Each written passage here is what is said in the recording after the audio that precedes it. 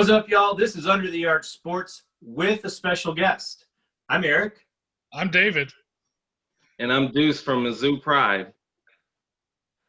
Deuce is an admin for Mizzou Pride, one of the most enthusiastic Facebook groups for Mizzou fans that I've seen. You should go ahead and check them out. And while you're at it, find Under the Arch Sports on Facebook, Instagram, and subscribe to our YouTube channel. Now, today, we're here to talk about the first 5 games of Mizzou's football season. Just kind of a recap of what we've seen. And guys, I think the biggest thing to consider is Shawn Robinson was the opening day starter, started against Tennessee. But in that Tennessee game, the switch was made to Connor Bazelak, and the offense hasn't really looked back. Yeah, I would agree with you. I believe that Connor has completely taken over the offense and shown that he's a leader and he can lead these guys into battle. One of the things I would be interested in, because Eli mentioned this, is he said even with Connor taking over, Robinson would get some stuff on the offense. I have yet to see him play any downs on offense since Bazelak took over. Yeah, for those who may not know what David's talking about, in the LSU game, the very first play, Shawn Robinson and Connor Bazelak were on the field. And they said in the postgame press conference, Coach Drinkwitz said that there were more plays lined up with both of them on the field, but Robinson hurt his ankle, I believe it was. So that got scrapped because they didn't want to risk injuring 2 quarterbacks in the same play. But we haven't seen him since. So either the injury is a little more nagging and not worth the risk, or maybe Robinson's just been garbage in practice. I don't know. Anyway, taking a look at the first half of this season, the offense looks different with Bazelak in it. And it also looked different when the wide receiver room got hit by COVID, and the starting receivers were Boo Smith, Towski Dove, Barrick Bannister. Those guys have proven more reliable, more consistently than Kiki Chisholm or Damon Hazelton. Especially after this last game where both of those guys had plenty of drops in the game. I would love to see more of the younger guys get out there because I think, as you said, they're more solid with their catching ability. So it'll be interesting to see what happens from here on out with the receiver core. Yeah, I would agree with Dave that the second teamers have shown more stability than the first team, especially with the catching and route running. So, yeah, I think they should get a little bit more opportunity. They sure earned it in the LSU game. Yeah, I think it's fair to wonder how much time, particularly in my mind, Damon Hazelton deserves on the field over those guys. But moving on to the defense, the defense, you got Nick Bolton doing Nick Bolton things, guys. He won SEC Player of the Week after the Kentucky game, but I feel like the media does not give him the attention that he deserves. I would agree with that. They do not give him the attention he deserves because, like we was talking about earlier, if he was on Alabama, he would be on every page, every news station. ESPN would have him highlighted. But I guess that's just the way it goes. He is going to be definitely a first-round draft pick. He has Yeah, I agree with that. I think a lot of that also comes with just how much coverage is happening on Mizzou football because they're not a top 25 team, so ESPN just doesn't talk about them very much. Yeah, that's definitely fair. Now, one of the pleasant surprises for the Mizzou defense has been Ennis Rakestraw. the true freshman, been a starter since day one, and there hasn't been a whole lot to complain about with Rakestraw. Especially since he's been going up against some of the best receivers in the country. Thinking Alabama and LSU both have some really top-end receivers out there. Most of the time, he really doesn't find himself out of position, which is pretty impressive. Yeah, Rakestraw has really showed what he can do. Like now we're seeing why Drink was so excited that we got him, because he is definitely holding his own and carrying his own weight. Yeah, in the first half against Florida, he had a pass deflection on what would have been a touchdown. Going back to the Alabama game, there were plays where he was lined up against Jalen Waddle, and he got beat a few times. But let's face it, every corner in America is going to get beat by Jalen Waddle sometimes.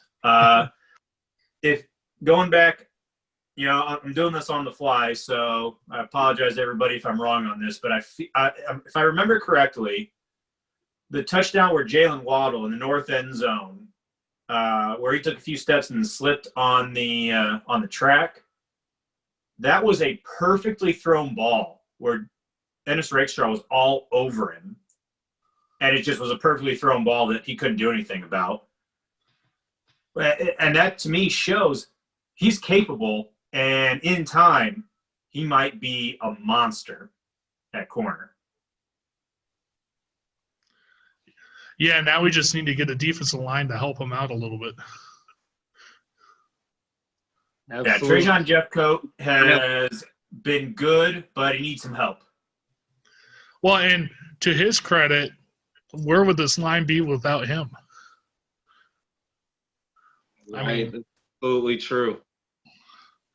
Think of the impact he's made, and who knows where they would be right now. Yeah. Now, looking ahead to the second half of the season,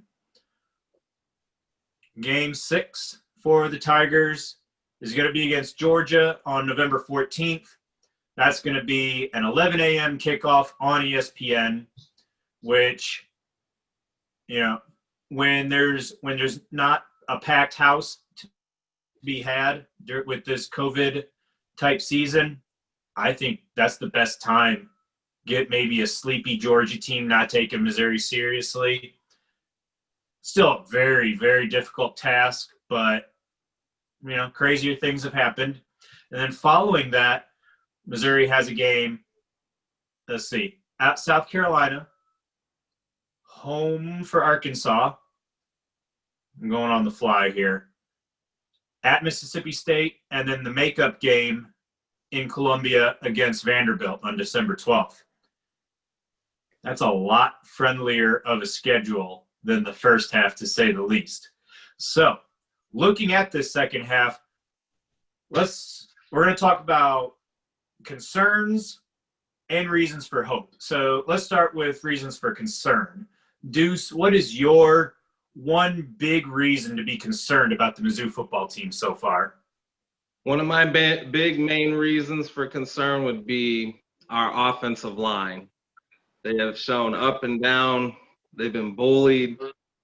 If they fail us, it's going to be very hard to compete in the SEC for the rest of the season. Dave?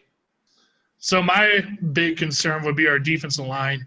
If they continue not to be able to get pressure on the quarterback, they're leaving the secondary out to dry. And against anybody who has a passing offense at all, they could end up torching Mizzou. So I want to see more out of our defensive line. And for me, it's been an issue more in the last two games, but it's a trend that I don't want to see continue, is penalties. Missouri had 6 penalties against Kentucky, and they weren't necessarily penalties of aggression, which you can live with. Is same thing against Florida. I believe they had 9 penalties against Florida, and a lot of them were procedure penalties, and there's absolutely no reason for those type of penalties. You can deal with the occasional penalty of aggression, like a hold or something, but illegal formation or a false start, those are harder to deal with. And discipline like that was an issue with Barry Odom. I want to see that cleaned up in the second half of the season. Now, there is hope. The team has looked good at times. Deuce, what is your one big reason to have hope going into the second half of the season? I think our hope all lies in our quarterback, Connor Blazelag. I think if he can get it together, we'll have hope for the second part of the season and we'll get a lot of wins. Look forward going into next year. Yeah, you talk about a lot of wins in this second half, and that is kind of where my reason for hope comes in. The schedule. The first half was Alabama and Florida and at Tennessee. And LSU, well, that may not prove to be too strong, but not horrible. And Kentucky. You trade that for the second half where you've got Vanderbilt, Mississippi State. They both look terrible. South Carolina, they don't scare you. Arkansas, I mean, they look like a team you have to actually take seriously, but definitely a winnable game. And then Georgia, which of course would be a massive upset. But it's not unreasonable to expect Missouri to be favored in each of their final 4 games. And that could lead to Missouri going 5-5, 6-4. That would be outstanding for Eli Drinkwitz's first season. David? So the thing I'm looking forward to continuing watching, and it's a positive outlook, is the development of our young guys, including Connor Bazelak, Enos Rickstraw, and our offensive line in general has a lot of young guys rotating in and out. If you can continue to develop these guys, the future looks really bright, not only for this year, but upcoming years. That's where my hope lies. So anyway, thank you very much to Deuce for joining us on this little roundtable, if you will. I hope you guys enjoyed our mid-season, whatever you want to call this, outlook, if you will. Please remember again to subscribe to our YouTube channel and keep an eye out within the next week or so. We'll have a basketball preview. Thanks for watching, everybody. Thanks for having me.